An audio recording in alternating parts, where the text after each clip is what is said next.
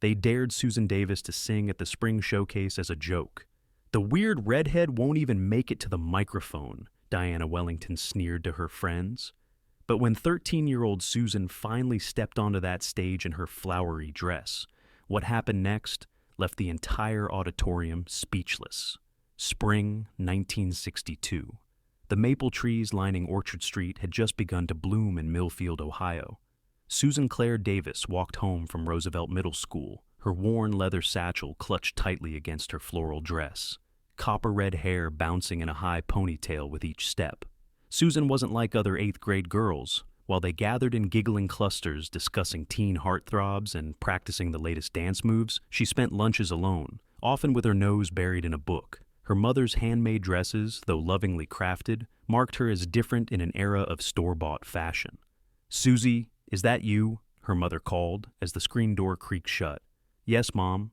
Susan placed her satchel on the kitchen table, inhaling the comforting scent of apple pie baking in the oven. Helen Davis wiped flour-covered hands on her apron, studying her daughter's face. "How was school today?" Susan shrugged. "Fine." The familiar one-word answer that hid so much. The truth was, school was never just fine. Not when Diana Wellington and her friends occupied the same hallways. Not when their whispers followed her like shadows. "Your grandpa called," Helen said, changing the subject. "He's coming for dinner on Sunday." Susan's face brightened instantly. "Grandpa Will is coming?" William Davis, her father's father, understood Susan in ways no one else did. A former jazz musician who'd played in clubs across the Midwest in his younger days, he had passed his love of music to Susan during long summer visits. While her parents knew she liked to sing, only Grandpa Will had heard what she could really do when she thought no one was listening. Only he knew how, in the privacy of her bedroom or the empty house, Susan's voice transformed from shy whispers to something entirely different. Later that evening, alone in her room with the door firmly closed, Susan played her small record player. Ella Fitzgerald's voice filled the space, and Susan closed her eyes, letting the music wash over her. Then, softly at first, she began to sing along. Her voice grew stronger with each note, clear and pure, carrying an emotional depth that belied her 13 years. In these private moments, Susan wasn't the awkward, quiet girl from Roosevelt Middle. She was someone else entirely, confident, powerful, free. When the record ended, Susan opened her eyes, the magic fading as reality returned. Tomorrow would bring another day of navigating school hallways, of avoiding Diana's sneers, of trying to be invisible. If only she could feel the way she did when she sang. If only she could be that other Susan, just once, where everyone could see. "Attention, students." Mrs. Peterson tapped her wooden ruler against the blackboard, silencing the classroom chatter. "As you know, our annual spring showcase is coming up in 2 weeks. Mrs. Whitmore has asked me to remind you that sign-ups close this Friday." Susan doodled musical notes in the margin of her notebook, half listening. The spring showcase was Roosevelt Middle's biggest event of the year, a talent show where students performed for parents, teachers, and the entire school. Susan had never participated. The mere thought of standing on stage made her stomach twist into knots. Diana Wellington, seated 2 rows ahead, raised her perfectly manicured hand. "Mrs. Peterson, my mother is donating refreshments again this year. She wanted me to check if chocolate chip cookies would be suitable." "How thoughtful, Diana. Please thank your mother for her generosity." Diana turned, catching Susan's eye, her lips curling into a smile that never reached her eyes. Susan quickly looked down. "I've heard Diana's doing a dance routine with Betty and Linda," whispered Sarah Mitchell, Susan's only friend, from the neighboring desk. "They've been practicing for weeks." After class, Susan hurried toward her locker, hoping to avoid the usual hallway encounters. No such luck. "Well, if it isn't Susie Songbird," Diana's voice rang out. She leaned against the lockers, flanked by Betty and Linda, their matching cardigans and pleated skirts a uniform of popularity. "We never see you at any school events. Too good for the rest of us?" Susan fumbled with her locker combination. "I just don't like performing." "Really?" Diana's eyebrows arched in mock surprise. "That's not what I heard." Susan froze. "What do you mean?" "Chuck said he heard you singing to yourself in the music room yesterday after school. Said you sounded like a dying cat." Diana's friends erupted in giggles. Heat rushed to Susan's cheeks. She had thought the room was empty. Sometimes she snuck in after hours, when the building was quiet, to practice at the piano. "You should definitely sign up for the showcase," Betty added with false enthusiasm. "We could use some comedy between the serious acts." The girls laughed again, louder this time. Several passing students slowed down, watching the exchange with his curious eyes. "I'm not interested," Susan mumbled, finally opening her locker. "What's wrong, Susie?" "Scared?" Diana pressed. "I thought you wanted to be a famous singer someday. Isn't that what you wrote in Mrs. Peterson's Dreams and Aspirations assignment?" Susan's heart sank. That assignment was supposed to be private. How did Diana know about it? "Maybe she needs a little encouragement," Diana said, eyes gleaming with sudden inspiration. "In fact, I think I know exactly how to help our shy friend shine." The next morning, Susan found an official spring showcase sign-up sheet in her locker. Someone had already written her name in the vocal performance category, the handwriting unmistakably Diana's. "You can't just sign me up without asking," Susan confronted Diana during lunch period, her voice barely above a whisper despite her indignation. Diana's smile was all innocence. "I was doing you a favor, Susie. Everyone deserves a chance to share their talents." The pause before the last word made its meaning clear. "I'm going to tell Mrs. Whitmore I didn't sign up." "Go ahead," Diana shrugged. "But I already told Mrs. Whitmore how excited you were. She seemed really happy that you're finally coming out of your shell." Susan's stomach dropped. Mrs. Evelyn Whitmore was the most respected teacher at Roosevelt. A former opera singer who'd given up a promising career to teach, she ran the music department with passion and high standards. Susan had admired her from afar, but had never spoken more than a few words to her. "You did what?" Susan's voice cracked. "I said you were nervous but excited." She was thrilled, Susie. "Said it's about time you participated." Diana leaned closer. Would you really disappoint her now? That afternoon, Susan lingered outside the music room, gathering courage. Inside, Mrs. Whitmore was arranging sheet music, her salt and pepper hair pulled into an elegant bun, reading glasses perched on her nose. Susan knocked softly on the open door. "Yes?" "Oh, Susan Davis, isn't it?" Mrs. Whitmore smiled warmly. "Diana mentioned you'd be stopping by. I'm delighted you're joining our showcase this year." "About that, Mrs. Whitmore, ... Susan began. "Have you selected your piece yet? We'll need to know for the program." I haven't really decided." "Well, don't wait too long. Rehearsals start next week." Mrs. Whitmore looked genuinely pleased. "It's wonderful to see quiet students step into the spotlight. Often they surprise us the most." Susan's resolve crumbled under the teacher's kind enthusiasm. How could she explain that her name had been submitted as a cruel joke? "Thank you," she managed instead, backing toward the door. That evening, Susan paced her bedroom, anxiety mounting with each passing hour. Sarah had called, having heard the news through the school grapevine. "Everyone's talking about it," Sarah reported. "Diana's telling people your performance will be the highlight of the showcase. But the way she says it, Susan, I don't think she's being sincere." Susan sank onto her bed. "She wants me to humiliate myself in front of the whole school. You could still back out. And prove her right? That I'm too scared, too weird, too... nothing?" Susan clutched her pillow tightly. "I don't know what to do." Sunday dinner at the Davis household was unusually quiet. Susan pushed mashed potatoes around her plate, her appetite gone. Even her father's typical jokes about his work at the local hardware store couldn't lift her spirits. "You're awfully quiet today, Songbird," Grandpa Will said, his weathered hand covering hers. At 72, William Davis still had the sharp eyes and alert presence that had served him well during his music career. "Just thinking about school," Susan replied vaguely. After dinner, while her parents washed dishes, Grandpa Will beckoned Susan to join him on the front porch swing.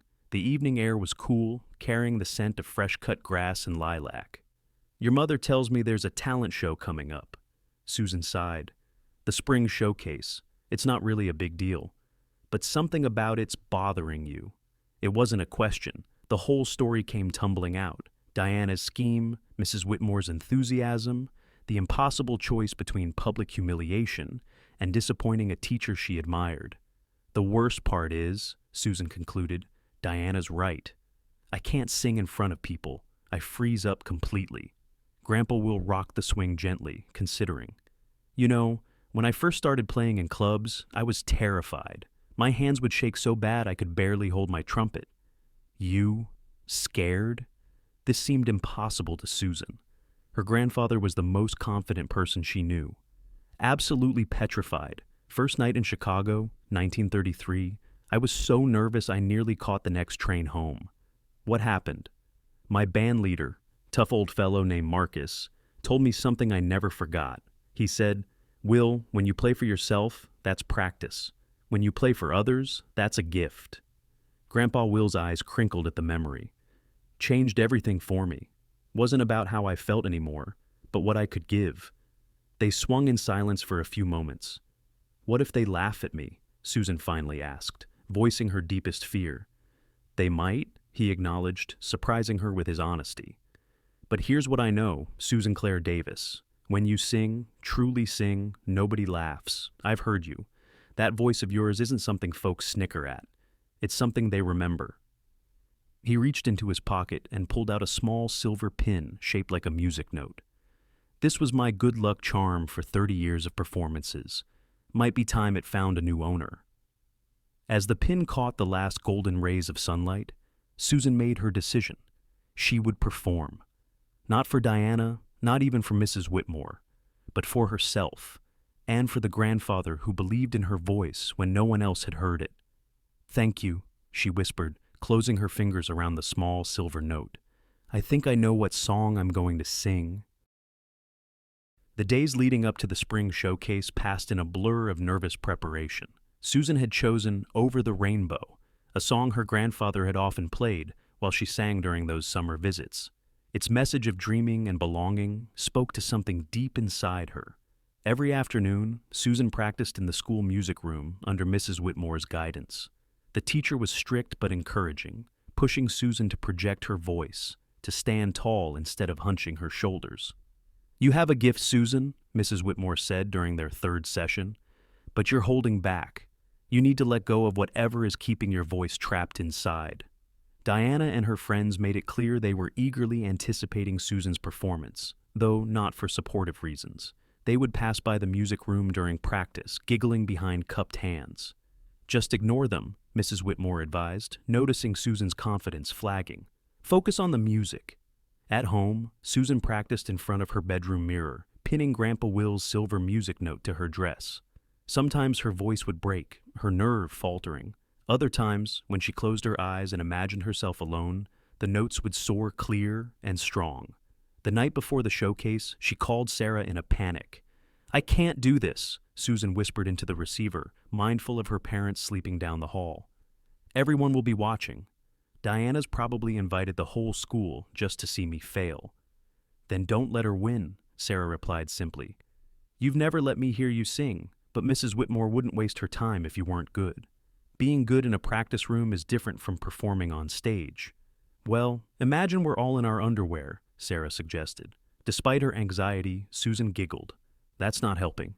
The morning of the showcase arrived with perfect spring weather. Susan's mother had stayed up late putting finishing touches on a special dress for the occasion, pale yellow with delicate floral patterns, a Peter Pan collar, and puffed sleeves. It was the prettiest thing Susan had ever owned. "You look beautiful, honey," her mother said, helping her with the buttons. Her father awkwardly cleared his throat, clearly emotional. "Your grandpa's already saved us front row seats." As they drove to school, Susan's hands trembled in her lap. The silver music note pin glinted in the sunlight. She touched it gently, drawing strength from its smooth surface and all it represented. Roosevelt Middle's auditorium was already filling with families and students when they arrived.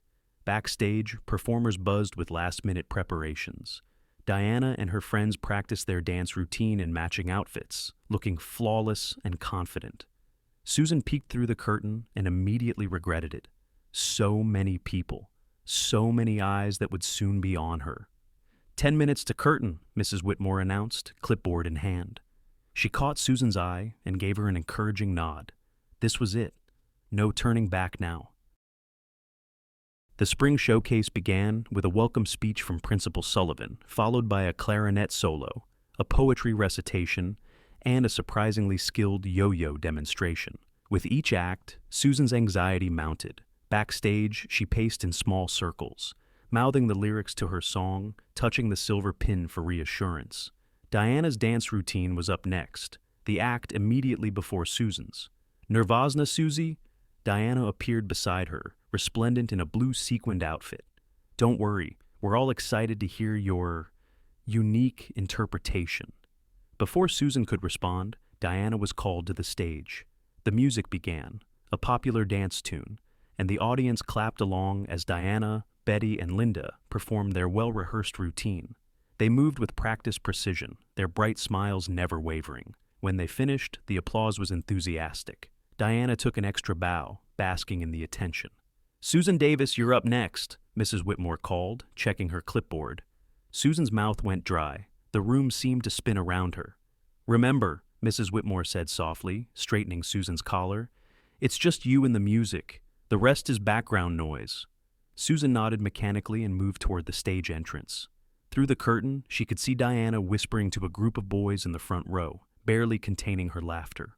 Behind them sat her parents and Grandpa Will, their faces expectant and supportive. "And now," Principal Sullivan's voice boomed through the microphone, "Susan Davis will perform Over the Rainbow."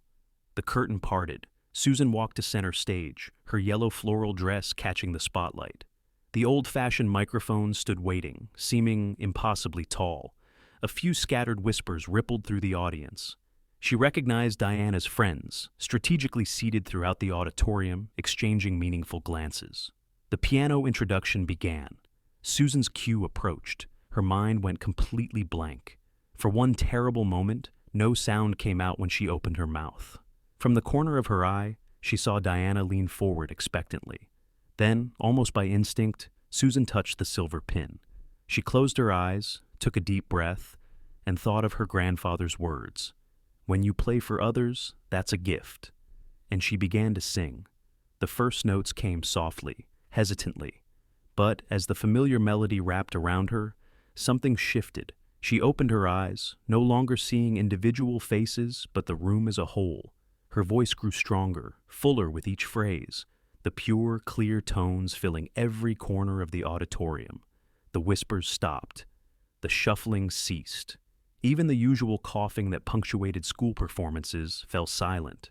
There was only her voice, soaring, dipping, telling its story of hopes and dreams beyond rainbows. As she approached the song's emotional climax, Susan's voice took on a quality that surprised even her. Rich with feeling beyond her years, perfectly controlled, yet seemingly effortless. She held the final note, letting it fade naturally into silence. For a heartbeat, the auditorium remained completely still. The silence lasted only seconds, though to Susan it felt like an eternity. Then, from the back of the auditorium, someone began to clap. The sound was quickly joined by another, then another, until the entire room erupted in thunderous applause. People were standing, first her grandfather, tears streaming unashamedly down his weathered cheeks, then her parents, then row after row of students and families. The ovation continued, growing louder rather than diminishing. Susan stood frozen in the spotlight, overwhelmed. This wasn't polite applause or even enthusiastic appreciation. This was something else entirely. A genuine, spontaneous recognition of something extraordinary. From her position on stage, Susan could see Diana's face, the shock, the disbelief, the complete dismantling of expectations written plainly across her features. Beside her, Betty and Linda exchanged wide-eyed glances. Chuck, Diana's brother, was on his feet clapping with the rest. Principal Sullivan returned to the microphone, having to speak several times before the applause quieted enough for him to be heard. "Well," he said, clearly moved, "I think we've just witnessed something very special. Thank you, Susan." As Susan made her way backstage, still dazed, students she barely knew stopped her with congratulations. Sarah enveloped her in a fierce hug. "That was incredible. Why didn't you ever tell me you could sing like that?" Before Susan could answer, Mrs. Whitmore approached, her professional composure momentarily abandoned. "In 30 years of teaching," she said, her voice thick with emotion, "I have never heard a voice with such natural talent. Susan, you must continue your training. With proper coaching, there's no telling what you could achieve." Diana stood nearby, uncharacteristically quiet. When their eyes met, Susan expected anger or embarrassment. Instead, she saw something more complex: confusion, perhaps even a grudging respect. I I didn't know, Diana said finally. Nobody knew you could actually sing. Susan finished for her, finding confidence in her voice that had never been there before. There's probably a lot you don't know about me, Diana. After the showcase ended, families gathered in the school gymnasium for refreshments. Susan was the center of attention, receiving compliments from parents and teachers she'd never spoken to before. Several students asked if she would perform at other school events. Grandpa Will made his way through the crowd to her side, placing a gentle hand on her shoulder. "I told you," he said simply. "A gift." Susan felt different, as though something fundamental had shifted within her. The shy girl who had entered the auditorium wasn't the same person standing there now. She had found something on that stage, not just her voice, but herself. "What happens now?" she asked her grandfather. He smiled, eyes crinkling at the corners. "Now, songbird, now you fly." Monday morning arrived with the strange sensation of walking into a different school entirely. As Susan navigated the hallways of Roosevelt Middle, conversations paused, heads turned, and for once, the whispers that followed her were admiring rather than mocking. "There she is," she heard someone say. "The girl with the amazing voice." Sarah walked proudly beside her, clearly enjoying her friend's newfound recognition. "You're practically famous now." "It feels weird," Susan admitted, adjusting her books. At her locker, she found Diana waiting. The popular girl shifted uncomfortably, her usual confidence noticeably diminished. "Hi, Susan," Diana said, using her full name for perhaps the first time. "I wanted to talk to you." Susan braced herself, uncertain what to expect. "What I did was mean," Diana continued after a moment. "Setting you up like that, trying to embarrass you. I thought, well, it doesn't matter what I thought. I was wrong and I'm sorry." The apology was clearly difficult for her, and Susan sensed it was genuine. "Thank you for saying that," Susan replied. An awkward silence stretched between them. Years of social hierarchy suddenly reconfigured in the span of one performance. "Mrs. Whitmore is starting a special vocal ensemble," Diana finally said. "She asked me to let you know. Auditions are next week, but she said your spot is already secured if you want it." After Diana left, Susan opened her locker. Taped inside was a newspaper clipping, a review of the spring showcase from the local paper, with a paragraph highlighting her performance. The unexpected highlight of the evening came from 8th grader Susan Davis, whose rendition of "Over the Rainbow" displayed vocal maturity well beyond her years. That afternoon, Mrs. Whitmore confirmed the news about the vocal ensemble. "We'll be performing at regional competitions," she explained enthusiastically. "It's a wonderful opportunity to develop your talent." As weeks passed, Susan's life transformed in ways both subtle and profound. The vocal ensemble rehearsals became the highlight of her week. She made new friends, not just admirers, but real connections based on shared interests and mutual respect. Diana never became her close friend, but the hostility between them dissolved, replaced by a civil acknowledgement that sometimes bordered on friendly. The silver music note remained pinned to her dress at every performance, a reminder of the day she discovered that the voice she'd hidden for so long was actually her greatest strength. Sometimes the brightest talents shine from the most unexpected places. Sometimes all it takes is the courage to stand in the spotlight and simply begin. Has someone ever underestimated you, only to be surprised by your hidden talents? Susan's journey reminds us that sometimes the most powerful response to mockery is simply showing your true self. If this story touched your heart, hit that like button and subscribe to our channel for more inspiring tales of courage and unexpected triumphs. Where are you watching from? Let us know in the comments below and share a time when you or someone you know proved the doubters wrong. Until next time, remember, your talents are gifts meant to be shared, no matter what others might think.